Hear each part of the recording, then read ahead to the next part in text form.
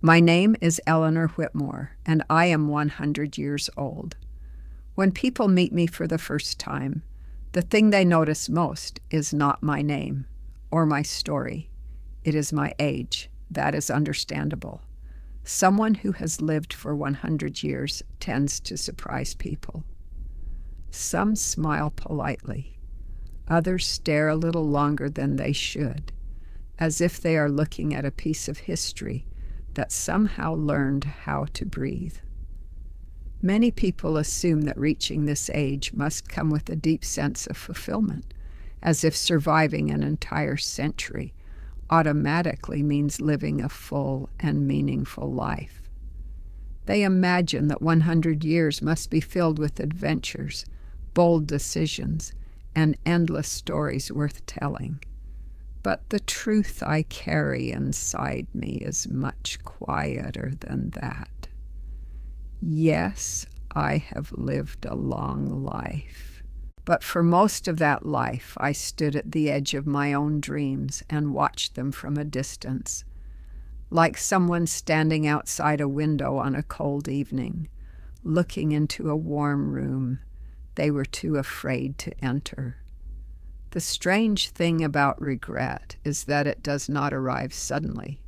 It grows slowly and quietly, almost invisibly, like a shadow stretching across the floor as the sun begins to set. When you are young, you rarely notice it. Life feels endless then. Every decision feels temporary. There is always time to try again later. Later is a comforting promise when you are young. But as the years pass, that promise slowly disappears. When I was a young girl, I was nothing like the quiet old woman people see today. I was curious about everything around me. I asked questions that no one seemed to have answers for. And more than anything else, I loved to draw. It began with simple sketches on the back of old newspapers. I would sit by the window for hours trying to capture the shapes of clouds or the shadows cast by the trees outside our house. There was something magical about turning an empty piece of paper into something alive. By the time I was 16 years old, I already knew what I wanted my life to become. I wanted to be a painter, not the kind who hangs paintings in expensive galleries, but the kind who travels through the world and paints the things people usually forget to notice. An old wooden door, street lights reflecting on wet pavement, a quiet cafe just before closing time. I imagined myself carrying a sketchbook through cities I had never seen. Paris, Florence, Barcelona. The world felt enormous back then, and I believed there was a place in it waiting for me. One evening, I told my father about my dream. He listened patiently and then laughed softly, the way adults sometimes laugh when they believe a child has said something unrealistic. He told me that painting was a hobby, not a life. My mother agreed with him. She said I was too intelligent to waste my future on something uncertain. According to them, life was supposed to follow a safe and predictable path. Education, work, stability. They were not cruel people. They simply believed they were protecting me from disappointment. But something inside me changed that evening. I stopped talking about painting. The dream itself did not disappear right away. It simply moved deeper inside me into a quiet place where no one else could see it. And that was the first time I told myself a sentence that would follow me for decades. I told myself I would do it later. Later felt safe. Later meant I did not have to defend my dream. Later meant I did not have to risk looking foolish. Years passed quickly after that. When I was 23, a close friend of mine made a decision that both frightened and fascinated me. She had saved enough money to move to Paris to study art.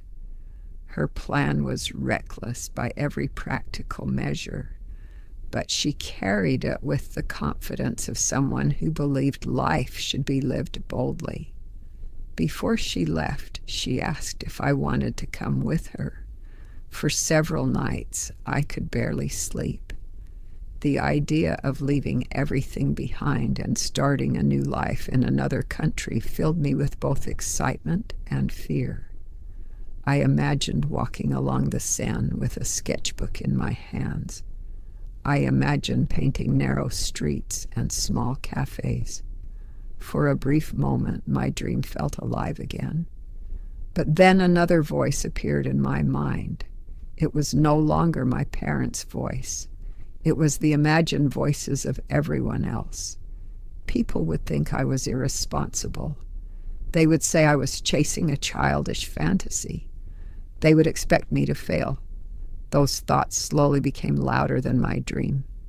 In the end, I stayed. I told myself it was the responsible choice. And once again, I made the same promise to myself. I would do it later.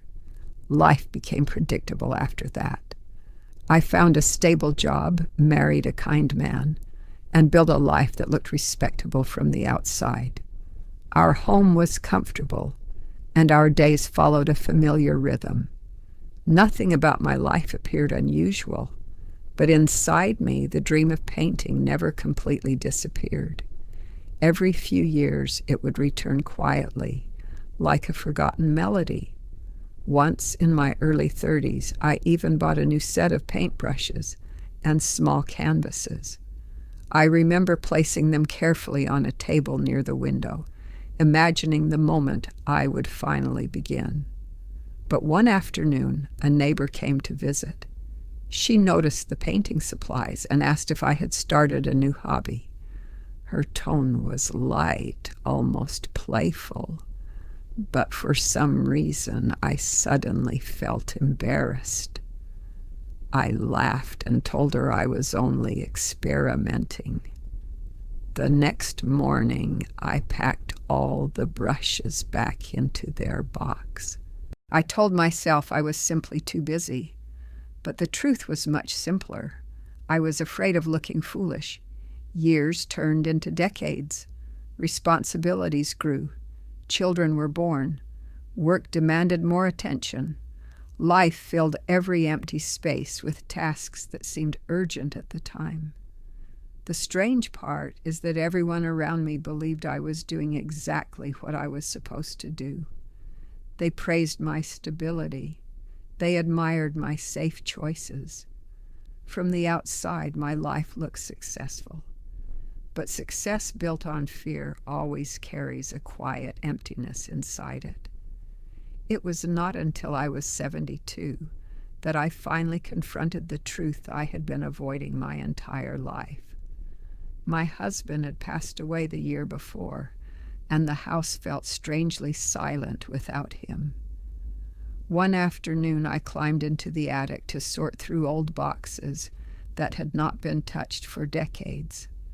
That was when I found a small wooden case. Inside were the paintbrushes I had bought more than 40 years earlier. The newspaper wrapping had turned yellow with age. When I touched the bristles, they had hardened with time.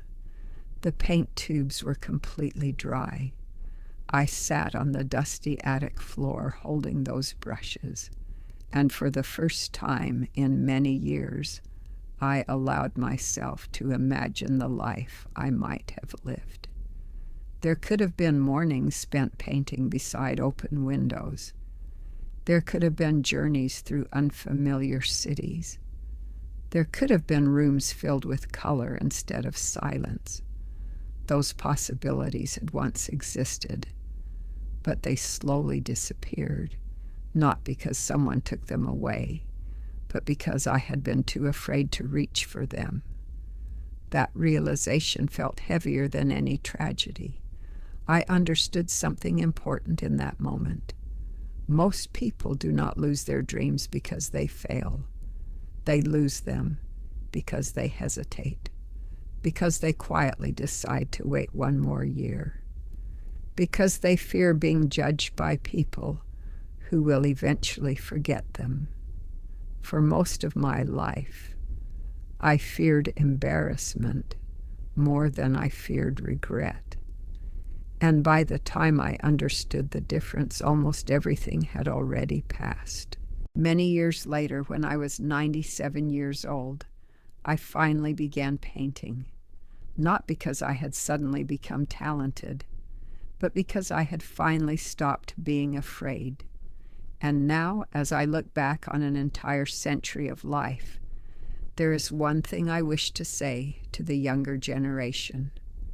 Do not wait until the end of your life to begin living. Do not let the fear of being judged decide what you pursue and what you abandon. The people you are afraid of disappointing today may not even be part of your life tomorrow, but the opportunities you abandon because of fear will remain in your memory for the rest of your life. Life is not as long as you think. So try. Make mistakes. Begin. Do not wait for later, because sometimes later never comes.